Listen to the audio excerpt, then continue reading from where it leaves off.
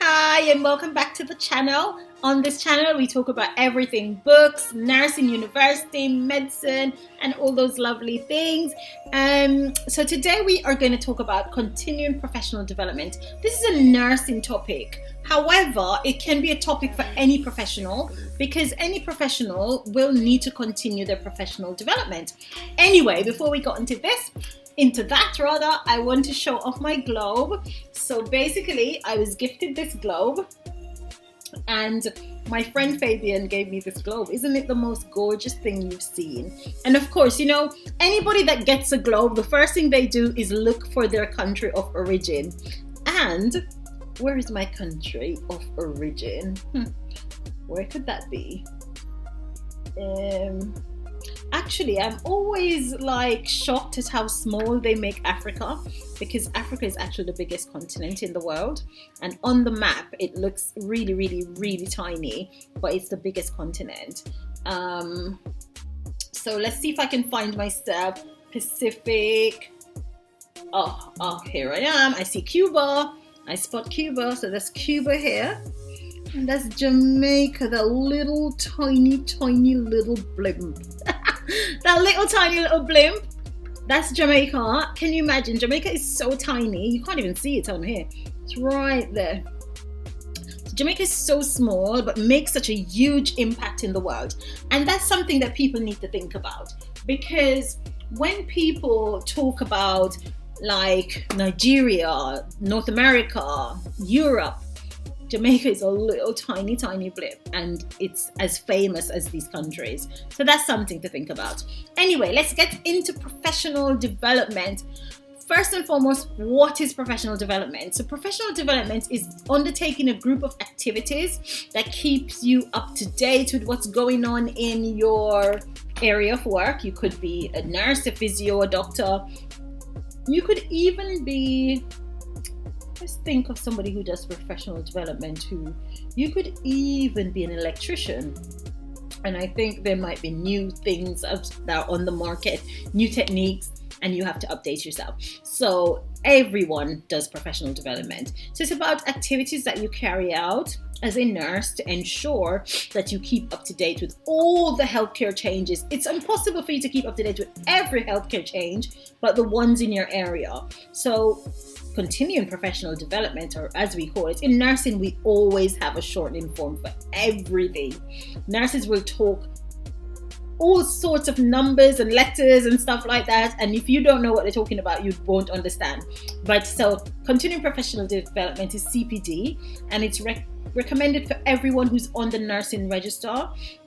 It really focuses on how and what you learn to facilitate your ongoing development throughout your career. So it's not done once, it's done throughout your career. And what this does is ensures your skills and knowledge are up to date and helps you to practice safely. And what is most important is that the Nursing Midwifery Council stipulates that we must do professional development. So this ensures that the activities of the NMC registrants are relevant to what they do as a living. And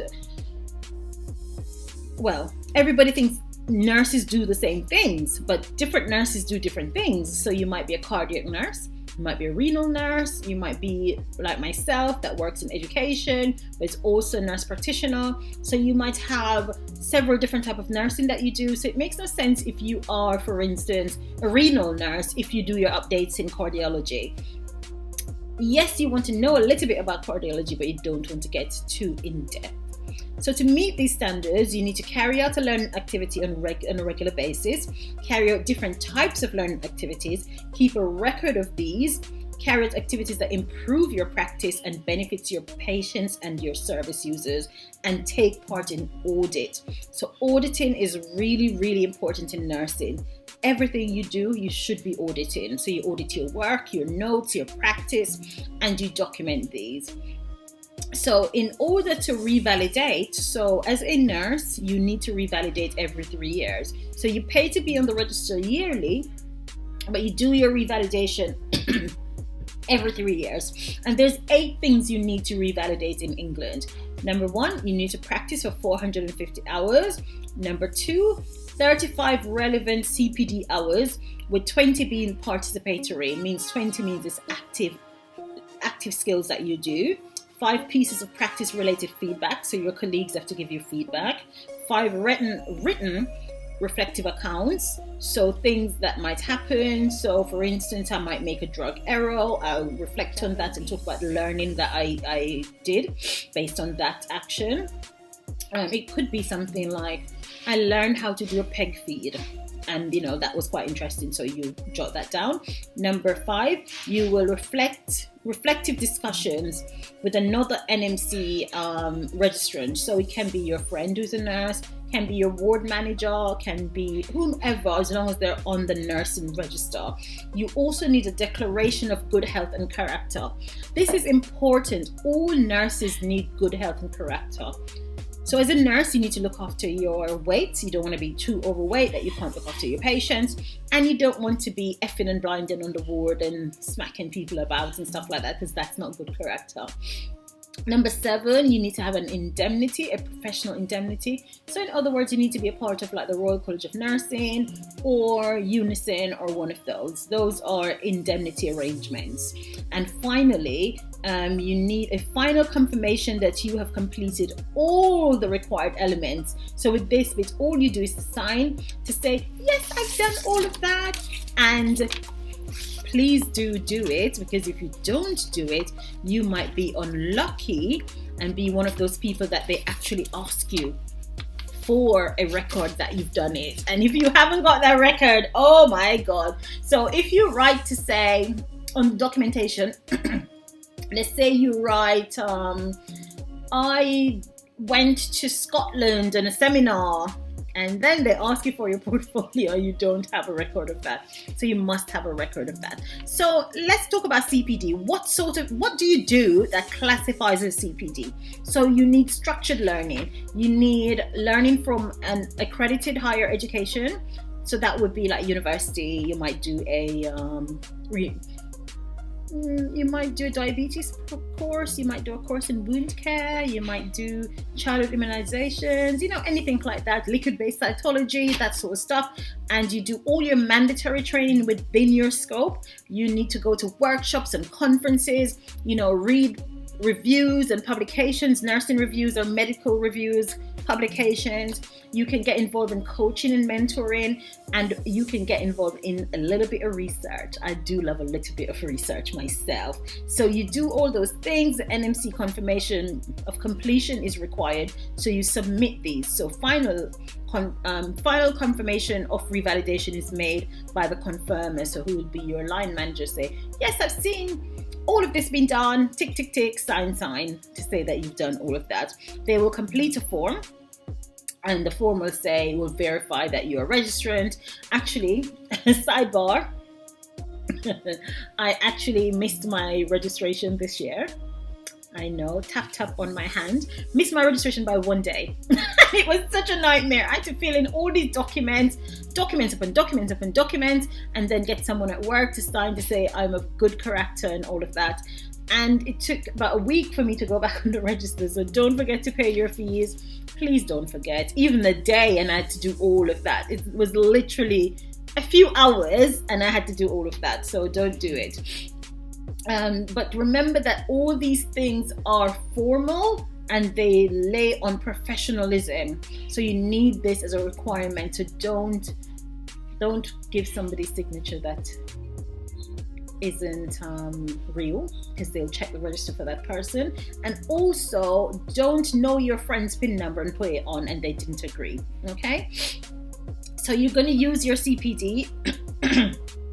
Excuse me. My flat is so dry. I was making a video before and I literally had to pause the video and have a drink. I'm not sure why my flat is so dry. So you can use the standard, the standard to revalidate yourself. So you're going to consider your scope of practice. What knowledge and skills do you need to practice safely? You're going to use the standards of proficiency to reflect on your practice. So you're going to do your reflective writing, of course. So you're going to think about where you might need to improve your knowledge and skills. Remember, it's not a bad thing to want to improve your knowledge. It's not a bad thing not to have the knowledge, as long as you're going to go and gain that knowledge, okay? You can either do this yourself, or you can do this by reflection, discuss with your line manager, your colleagues, and you need to understand the proficiency, the nursing proficiency. So plan your CPD as part of your revalidation. What that means is, if you know you're going to revalidate next year, start planning your CPD in whichever area you work. So if you're like me, who's a nurse practitioner, I might do an update in medications, I might do an update in minor ailment, in assessment, that sort of stuff. So just do continuous updates in your area. Okay, and lastly, the NMC does say that they recommend that you work towards meeting the validation requirements throughout a 3-year period, and not in the last 2 weeks. If the last 2 weeks you're not going to make it, make sure that you are filling in. So what I do is I download it on my computer. If I have a training, anything I do, I just get home that evening or that weekend, and I just type it onto my documents. And simple as that. I type 2-3 paragraphs of reflection in my document, and that's done with. And by the time 3 years come around, my document is almost filled in. So that's all I have for continuing professional development. I hope you learned something from this. This is more of a learning topic than it is entertainment, so to speak. So I hope you learned something from it. I hope you you can take something and put it in your practice. If you don't do anything based on what I've said, I suggest that you download your portfolio file on your computer and just start writing in it. So if you don't take anything away, take that away. So thank you for watching, and don't forget to like, share, subscribe, share it with your family, your friends, or share it with people who are nursing students, because I have a cohort that's qualifying, or who's qualified now. So this might be good for them to know that what they need to do for their continuing professional development. So thank you so much for watching. Have a lovely evening. Actually, I'm going out, so I'm all dolled up because I'm going out. I've got lovely earrings in, makeup on, hair poofy. Anyway, have a nice evening.